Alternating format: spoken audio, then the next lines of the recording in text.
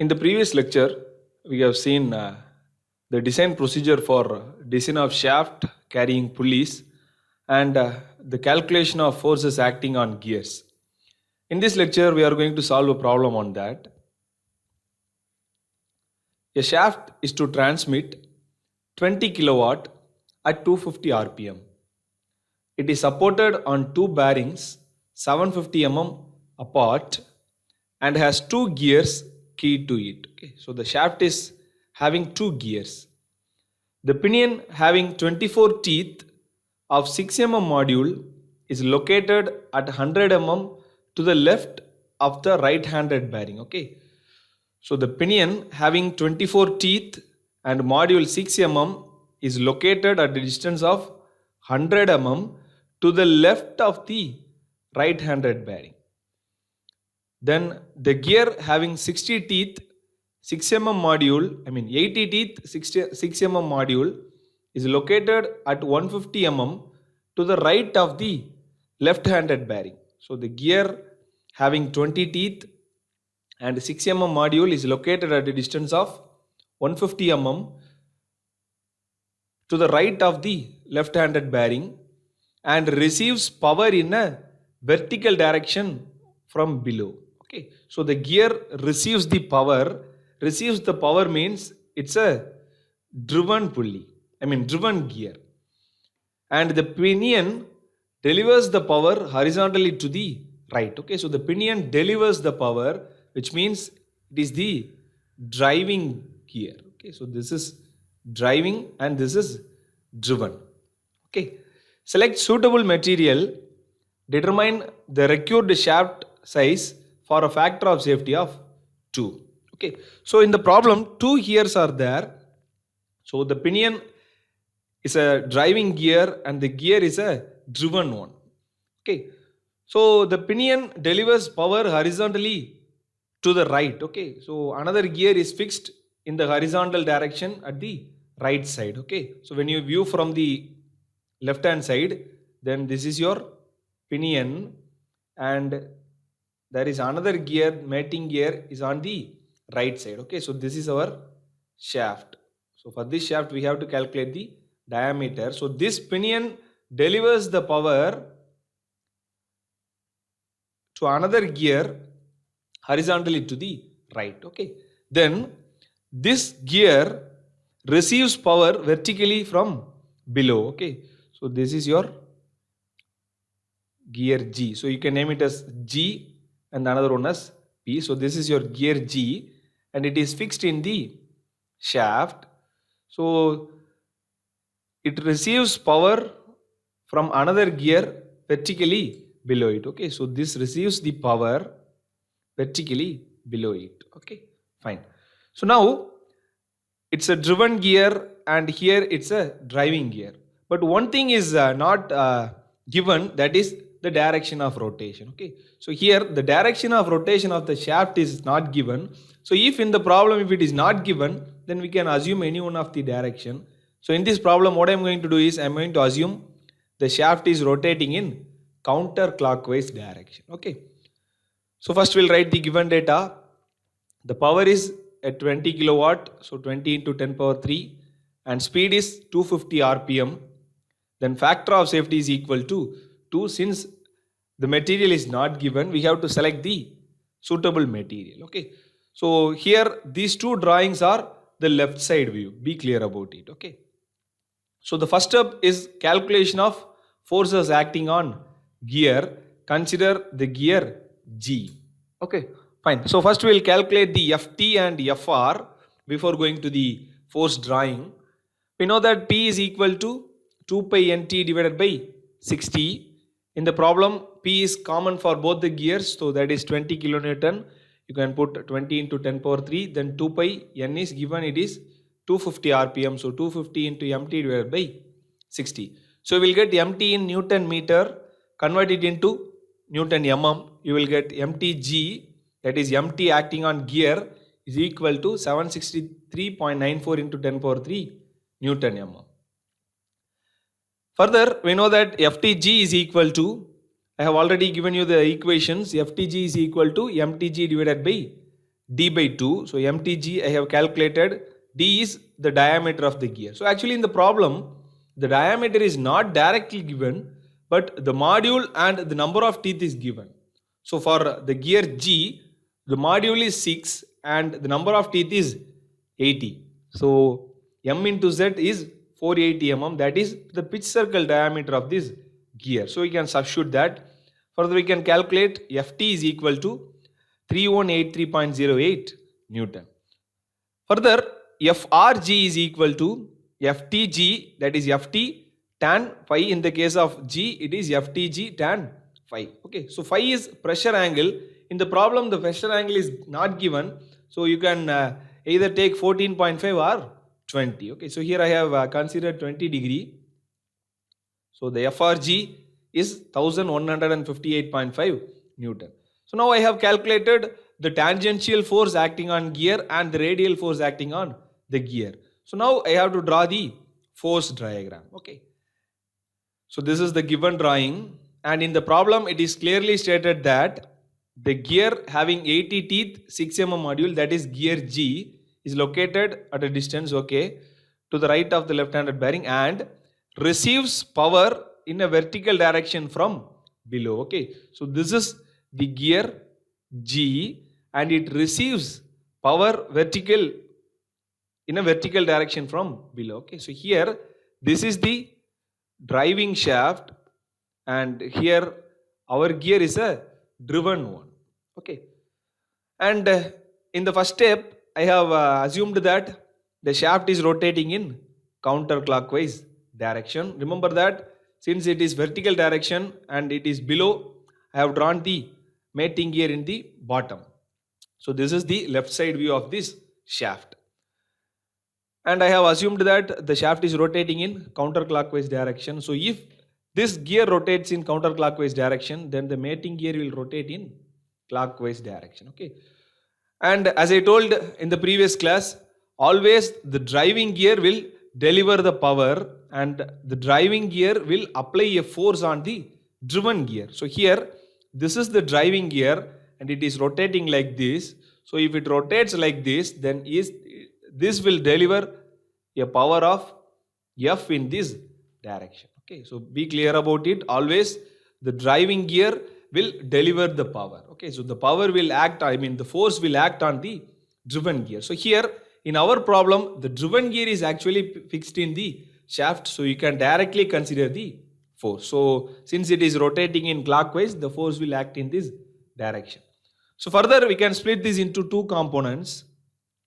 One is the tangential one, Ft, and the another one radial force, Fr. Okay, so Ft and Fr, the magnitudes we have already calculated.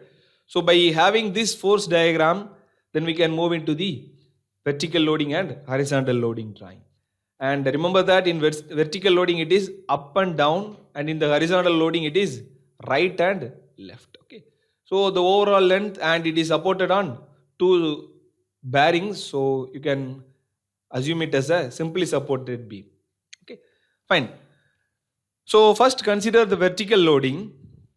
So in this arrangement, the Fr is actually the vertical load and it is moving towards upward. Okay, so you can draw Fr, it is moving towards upward. Okay, and I have mentioned the magnitude, that is 1158.5 Newton.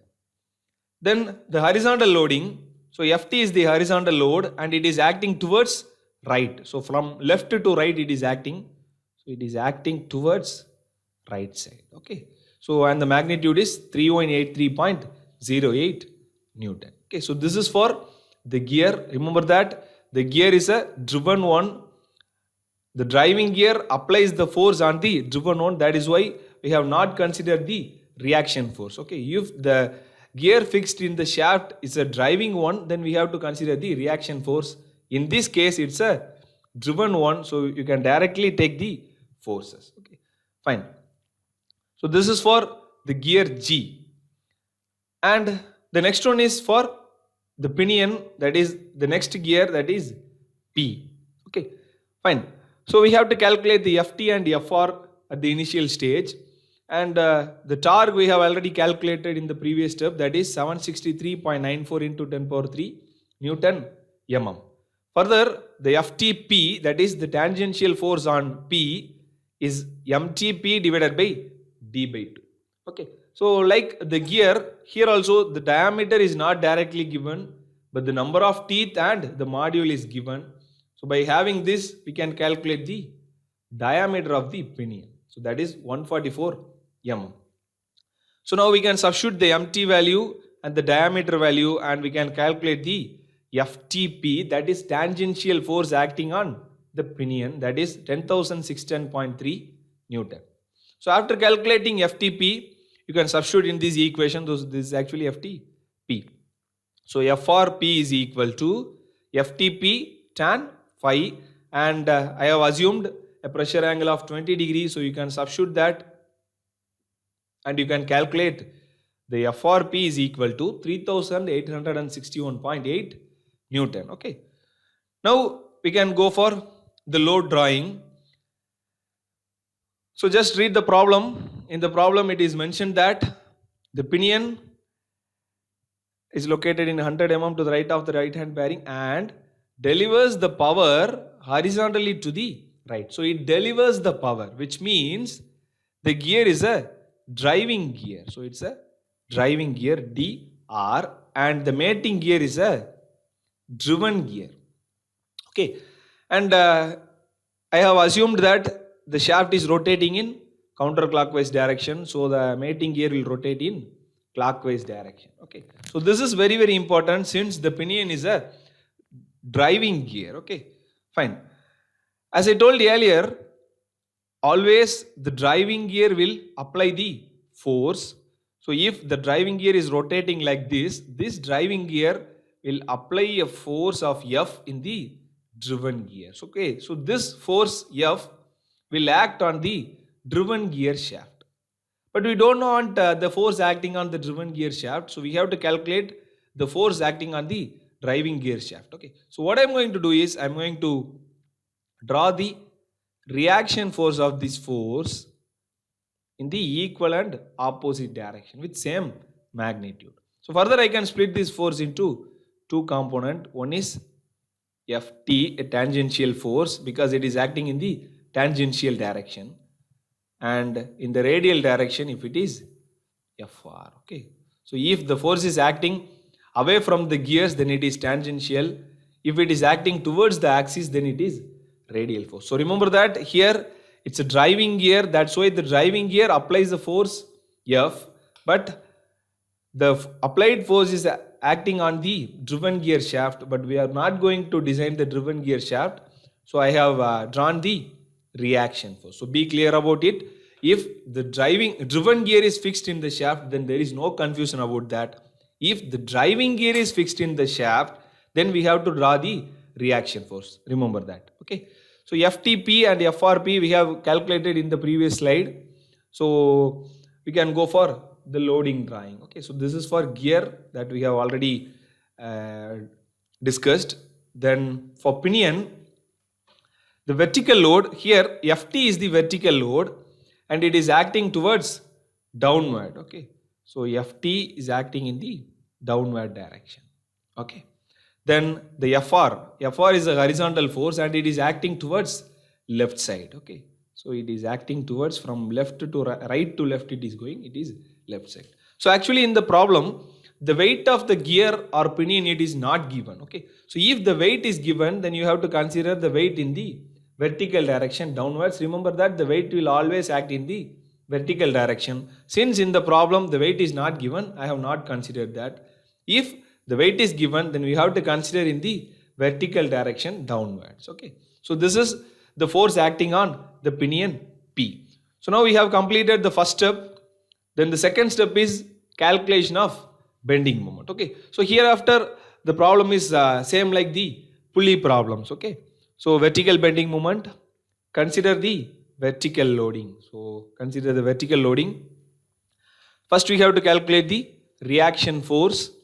So the total upward force is equal to total downward force. So total upward force is RAV plus RBV plus 1158.5 is equal to 10,610.3, 619.3 it is actually, okay, fine.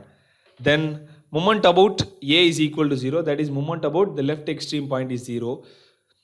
So the 1158 is acting in the counterclockwise direction, so that is why it is positive. Then the 10,619 is acting in the clockwise direction, that's why it is negative. Then the RBV is acting in the counterclockwise direction, so that's why it is positive. So if you solve this equation, finally you will get RBV is equal to 8971.7 Newton. Substitute the RBV value in the first equation and you can calculate the RAV value. Okay. So now in the drawing we know that the bending moment at A and B is equal to 0. So we have to calculate the bending moment at G and P. So first we'll calculate the bending moment at G. So mg vertical, since it is vertical loading. So it is RBV into 600 since it is counterclockwise. Then 1619.3 into 500, that is equal to 77.87 into 10 power 3 Newton mm. Then the bending moment at P, we know that how to calculate the bending moment. So you can calculate that MP vertical is 897.2 into 10 power 3 Newton mm. Okay. So you can draw the vertical bending moment. So after calculating the vertical bending moment, then consider the horizontal loading drawing.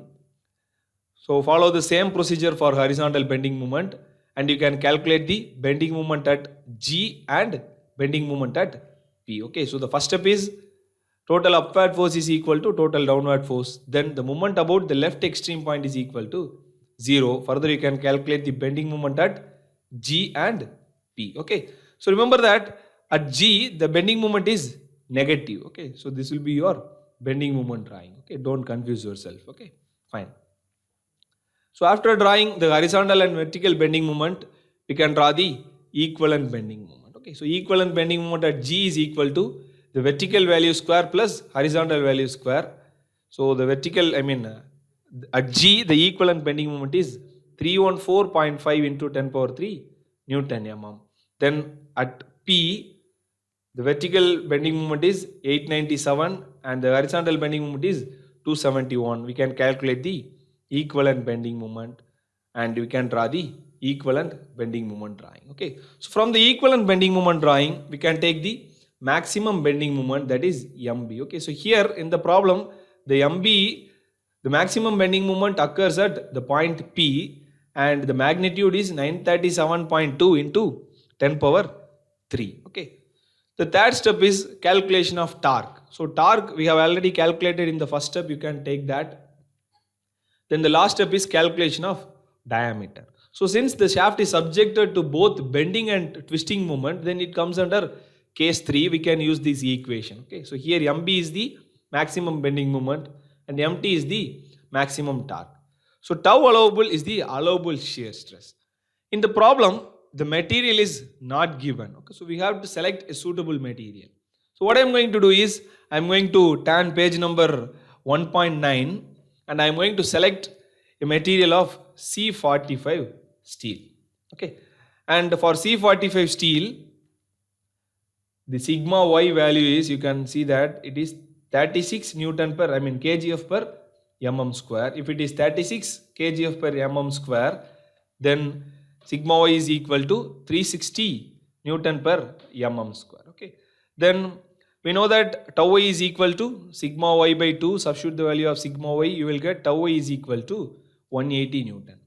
Further, the tau allowable is equal to tau y divided by factor of safety. In the problem, the factor of safety value is given as 2. So it is 180 divided by 2, that is equal to 90 Newton per mm square. So now we can substitute in the equation, substitute the bending moment MB, the maximum bending moment that we have calculated, then the MT value. So in the problem, the KB and KT values are not given. So if it is given, then we have to consider that, or otherwise we can assume a value of 1 for KB and KT. So tau allowable we have calculated, we can substitute that. So finally if you solve this equation, you will get D is equal to 40.88 mm. Okay, so after calculating the diameter, the next important step is standardizing the diameter. Okay, so by using R20 series in page number 7.20, the standard diameter can be calculated and it is equal to 45 mm. Okay, so this is how we have to solve the problems on gears. So the first step is calculation of forces, and remember that first be clear about that whether your gear is a driving gear or a driven gear. So if it is a driven gear, then directly you can draw the force. If it's a driving gear, then you have to draw the force, and from the force you have to take the reaction force. Okay, fine. Then after drawing the force drawing, then the remaining procedure is same. Calculation of bending moment, then selection of torque and calculation of diameter. The tutorial problem: a steel solid shaft transmitting 15 kilowatt at 200 rpm. So the power is given as 15 kilowatt and the speed is 200 rpm, is supported on two bearings 750 mm apart and has two gears keyed to it.